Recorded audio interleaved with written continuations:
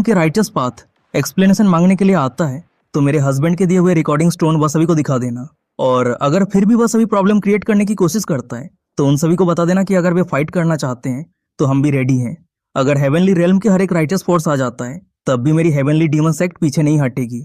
Demon एम्परस की यह बातों को सुनने के बाद सिर्फ एक फीमेल एल्डर को छोड़कर सभी एल्डर हाँ करते हुए वहां से चले जाते हैं। तभी डीमन एम्प्रेस उस फीमेल एल्डर से कह रही होती है, तुम मेरे साथ प्रिंस मैंशन पे आओगी और मेरे हस्बैंड को बताना कि तुम एक सर्वेंट हो जो मुझे बचपन से ख्याल रखती आई हो और तुम्हारा फ्यूचर टास्क होगा प्रिंस मैंशन को प्रोटेक्ट करना। डीमन एम्प्रेस की बात मानते हुए वह एल्डर मन ही मन सोचती है, हेवनली डीमन सेक्ट का कोई भी एल्डर चाहे तो पूरे कल्टीवेशन वर्ल्ड में केओस मचा सकता है, लेकिन मैंने कभी नहीं सोचा था कि एक दिन हमें सिक्योरिटी गार्ड बनकर पहरा देना पड़ेगा। सीन शिफ्ट हो जाता है, हमें दूसरे दिन सुबह का सीन दिखाया जाता है। हम प्रिंस मैंशन के अंदर सियासीन को देखते हैं। वो अंकल फू से कह रहा होता है, अंकल फू क्या आप पावरफुल कल्टीवेटर बनना चाहते हैं? अंकल फू सियासीन के सामने घुटने टेकते हुए कह रहा होता है, योर हाइनेस एक पावरफुल कल्टीवेटर बनना मेरा बहुत पुराना सपना है। सियासीन कह रहा होता है, मेरे पास एक अपॉर्चुनिटी है जिससे आप डायरेक्टली सी ट्रांसफॉर्मेशन रेलम पर ब्रेक थ्रू कर सकते हैं, पर इसके बदले आपको मेरा सर्वेंट बनना होगा। मुझे आपकी ऐसी लॉयल्टी चाहिए कि आप मेरे लिए अपनी जिंदगी देने के लिए तैयार हों। क्या आप राजी हैं? यह बात को सुनने के बाद अंकल फू दोबारा सोचे बिना सीधा राजी हो जाता है और अंकल फू को राजी होता हुआ देखने के बाद सियासीन अंकल फू को सिस्टम के दिए हुए रिवॉर्ड गॉड स्लेइंग पिल दे देता है। और जब अंकल फू उस पिल को निगलता है तो उसका शरीर ग्लो करने लगता है। उसे एक अजीब सी फीलिंग महसूस होती है। वह शॉक्ड होते हुए कह रहा होता है, मैं असल में बिगिनिंगलेस रियलम का एक्सपर्ट बन चुका हूँ मास्टर, आपका बहुत बहुत शुक्रिया। सियासीन स्माइल करते हुए कह रहा होता है, चलिए अब मैं आपको एक गॉड स्लेइंग टेक्निक देता हूँ। इस टेक्निक को अच्छे से कल्टीवेट करना और प्रिंस मैंशन को प्रोटेक्ट करना।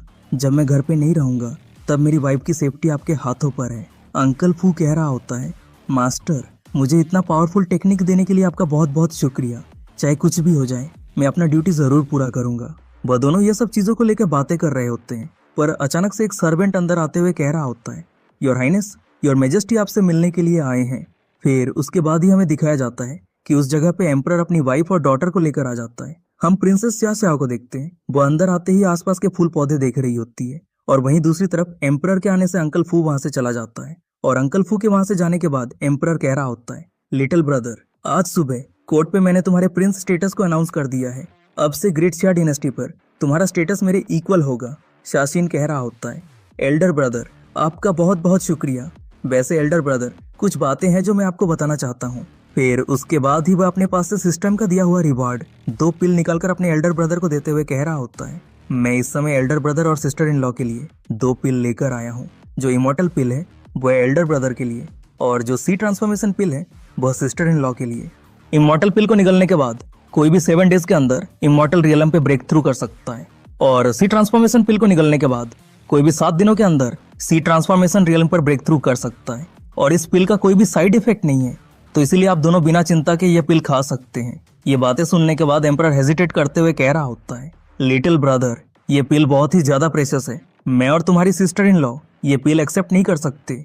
सियासीन कह रहा होता है, एल्डर ब्रदर मना करने की जरूरत नहीं है, ये दोनों पिल मेरे लिए पूरी तरीके से यूजलेस हैं, तो इसीलिए ये पिल मेरे पास रहकर वेस्ट होने के बजाय सही पर्सन को देना बेहतर है। एम्परर कह रहा होता है, अगर ऐसी बात है तो मैं मना नहीं करूंगा। वह तीनों ये सब चीजों को लेकर बातें कर रहे होते हैं, पर अचानक से उस जगह पे डीमन एम्प्रेस आ जाती है और सीधा सियासीन को हक कर लेती है। सामने का यह नजारा देखने के बाद एम्परर और एम्प्रेस थोड़े शॉक्ड रह जाते हैं, पर हम डीमन एम्प्रेस को देखते हैं। वह किसी की परवाह किए बिना सियासीन को हक करते हुए कह रही होती है, हनी मैं वापस आ चुकी हूँ। सियासीन प्यार से अपनी वाइफ की जुल्फों को सही करते हुए पीछे मुड़ता है। तभी एम्परर कह रहा होता है, लिटिल ब्रदर ये यंग लेडी कौन है और वह तुम्हें हस्बैंड क्यों कह रही है? सियासीन स्माइल करते हुए कह रहा होता है, एल्डर ब्रदर ये मेरी वाइफ है और आप बहुत जल्द अंकल बनने वाले हैं। मेरी वाइफ ये मेरे एल्डेस्ट ब्रदर और सिस्टर इन लॉ हैं।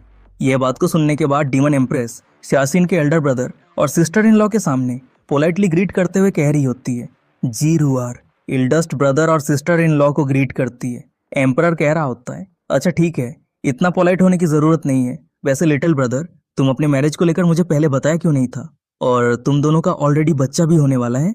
सियासीन हिचकिचाते हुए कह रहा होता है, असल में हमने अभी तक शादी नहीं की है।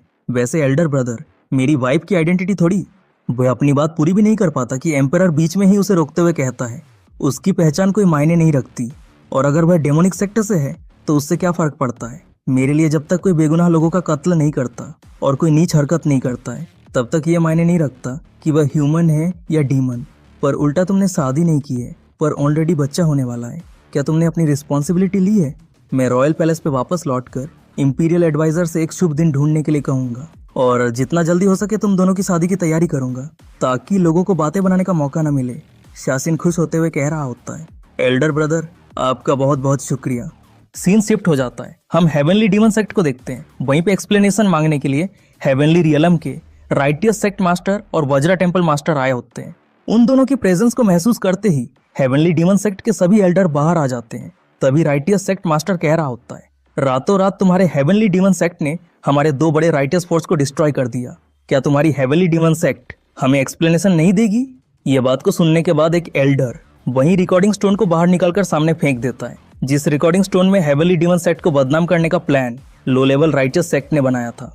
और सामने ये रिकॉर्डिंग देखने के बाद हेवनली रियलम के राइटियस सेक्ट मास्टर और वज्रा टेम्पल मास्टर शॉक्ड हो जाते हैं। एम्बेरस्ड फील करते हुए कह रहे होते हैं, मैंने कभी उम्मीद नहीं किया था कि टियांजी सेक्ट और वज्रा टेम्पल इतने नीच होंगे। मैं अनाउंस कर रहा हूँ, अब से यह दोनों सेक्ट हेवनली रियल्म के राइटियस फोर्स से दफा किए जाते हैं। यह कहने के बाद ही वह दोनों शर्म के मारे और बिना कुछ कहे वहां से चले जाते हैं। सीन शिफ्ट हो जाता है, हमें लिन फैमिली को दिखाया जाता है। उसी जगह पे 3 आदमी आ गए होते हैं। वह तीनों कह रहे होते हैं, फिनिक्स ब्लड लाइन का इस तरह के मर्टल फैमिली में जन्म लेना टैलेंट वेस्ट करने के जैसा है। चलो टाइम वेस्ट करके फायदा नहीं है, हमें जल्दी से इस पर्सन को सेक्ट पे लेके जाना है। पर तभी उन तीनों पर्सन को यहाँ पे देखने के बाद लिन फैमिली का एक गार्ड कह रहा होता है, क्या मैं जान सकता हूँ कि आप तीनों के लिन फैमिली पे आने की वजह क्या है? उसकी ये बात को सुनने के बाद वह तीनों बिना कुछ कहे अपना ऑरा रिलीज करके उस गार्ड को घायल कर देते हैं और गुंडों की तरह जबरदस्ती लिन फैमिली में एंटर करने लगते हैं। ये देखने के बाद लिन फैमिली के हेड सभी एल्डर के साथ बाहर आते हुए कह रहे होते हैं, सीनियर क्या मेरे लिन फैमिली ने किसी कारण आप तीनों को ऑफेंड किया है? पर अचानक से उस जगह पर होनर आते हुए कह रही होती है, इन तीनों का लिन फैमिली से कोई लेना देना नहीं है, ये सभी मेरे लिए यहाँ पे आए हैं। होनर की यह बातों को सुनने के बाद उन तीनों में से एक ओल्ड मैन अपना पावरफुल ऑरा रिलीज करके लिन फैमिली के सभी मेंबर को घुटने टेकने के लिए मजबूर कर देता है। पर ह्यूनर अभी भी अपनी जगह पे खड़ी रहती है।